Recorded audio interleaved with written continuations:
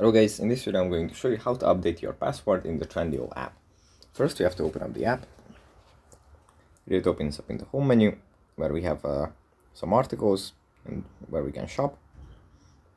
From here we just go into the account menu and then it opens up like this. We scroll down and tap on settings and then tap on password update.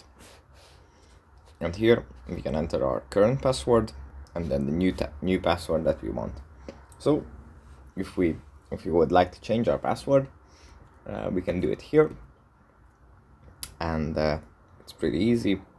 You just type in your current one and then the updated one, and that's basically it. Well, I hope it was helpful for you guys, and I'll see you in the next one. Thanks for watching.